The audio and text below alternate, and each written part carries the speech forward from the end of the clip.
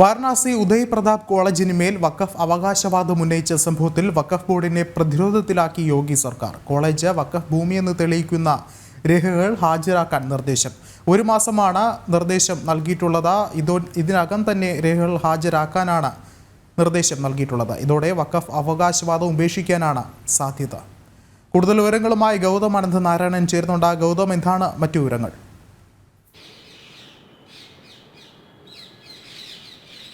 വിഷ്ണു, കഴിഞ്ഞ കുറച്ച് ദിവസങ്ങളായി വാരണാസിയിലെ ഉദയ് പ്രതാപ് കോളേജുമായി ബന്ധപ്പെട്ട് ഒരു വിവാദം നിലനിൽക്കുന്നു. അത് വഖഫ് അധിനിവേശവുമായി ബന്ധപ്പെട്ടതാണ്.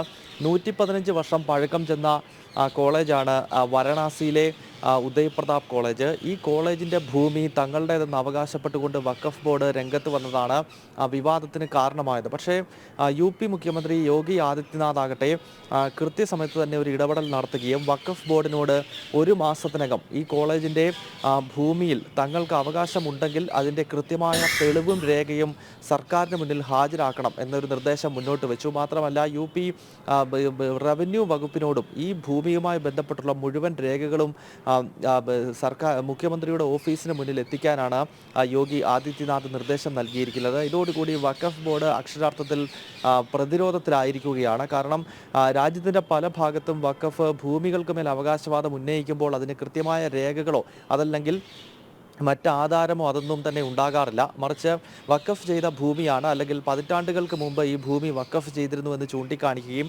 പിന്നീട് ഈ ഭൂമിയിൽ നിലവിൽ താമസിക്കുന്ന ആളുകൾ, അതിൻ്റെ രേഖ ഉൾപ്പെടെ ഉള്ള ആളുകൾ പിന്നീട് വഖഫിനെ കണ്ട് ആ രേഖകൾ ഹാജരാക്കുകയോ അല്ലെങ്കിൽ വഖഫ് ട്രൈബ്യൂണലിനെ സമീപിക്കുകയൊക്കെ ചെയ്യുന്നതാണ് പൊതുവെയുള്ള കീഴ്വഴക്കം. എന്നാൽ UPയിൽ യോഗി സർക്കാരാകട്ടെ ശക്തമായ നിലപാടുമായി മുന്നോട്ട് വന്നു. വഖഫ് ബോർഡിനോട് ഒരു മാസത്തിനകം ഈ കോളേജ് തങ്ങളുടേതെന്ന് അവകാശപ്പെടുന്നതിൻ്റെ അടിസ്ഥാനം എന്താണ് എന്നത് സംബന്ധിച്ചുള്ള വിശദീകരണം നൽകണം എന്നാണ് യോഗി സർക്കാർ ഇപ്പോൾ ആവശ്യപ്പെട്ടിരിക്കുന്നത്. ഇതോടുകൂടി വഖഫ് ബോർഡ് ഇപ്പോൾ പിന്നോട്ട് പോയിരിക്കുകയാണ്.